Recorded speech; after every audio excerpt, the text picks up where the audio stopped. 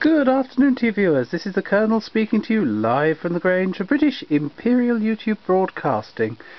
Here we go again with some more British Drama League records. I hope you're not bored with them, seem to be getting a few viewers. This one is Shropshire, read by some bloke called Edward Benbow, and he's from Worthing or somewhere, don't know where that is. Here we go, let's see if they're very accurate. Oh dear. So you're sin as I'm right about that, mate. The little girl coming from the school yanter, past the cowshed. Now there her is, going down the road through the red gate, on the left-hand side of the way. Wouldn't you think? The silly wench has gone straight up to the door of the wrong house. Softy, what's her thinking on? Right where her very likely happened to find that grumpy, wizened, deaf-eyed fella. We all known him well enough, don't we? With the name of Thomas in it.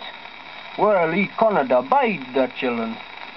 Under the rough edge of the old man's tongue soon learn her not to do it again. He's a rare un, I warrant. Look at her scuttling off, poor little soul. That'n's his tune, sartin. Did you ever see such a sight in the world? Here comes the schoolmaster, too. Hark at the noise. A passage from the Golden Era by Mary Webb. And every year, when the gosses go to the diafall, them a span there comes two by two, merry as wimbrels in a fine June. And every time St. Thomas comes round, there's a ta three more on 'em, for there's allus some finds there in the worst o' years. There's a good few old women as come first in the tale, like old ancient brown trees they've been, groping and muttering, some saying, acorns for the pig, faggots for the fire, but we missed summat, and some saying, we lived hard, we supped sorrow, we died respected, but we'm lonely. Then they all settin' up a cry like a yew tree on a windy night. Out o' mind, out o' mind. Then the gosses stir like poplars, all grey and misty like in a ring round the chair, and there's no sound but sobbing. The Giant and the Cobbler, a Shropshire folk tale. Be happen you han heard the tale of the Giant and the Cobbler. Well, you sin, there was once an old Welsh giant, as was mortal vexed to the folk of Salop.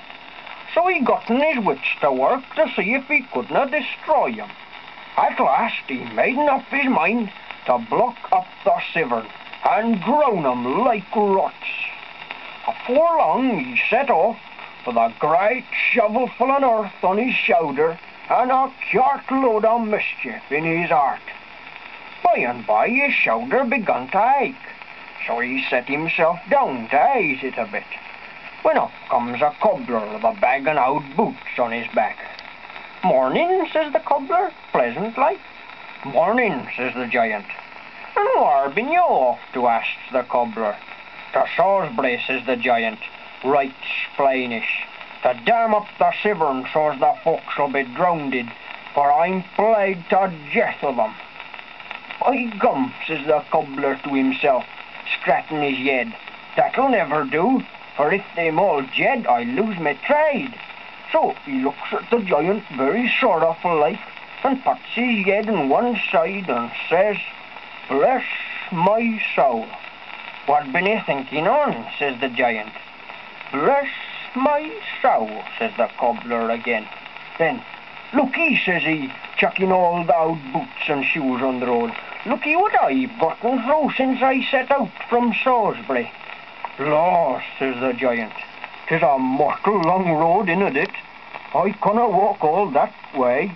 So he planks the shovelful of earth on the ground, And after scraping his boots on the spade, sets off for one as fast as his legs would carry him. And where he dumped the earth, there stands the reaping. And where he scraped his boots, there stands Ayarkle to this day. Well, I don't know about you viewers, but there was a lot of mention of old cobblers there. Yes. Thank you viewers, and goodbye.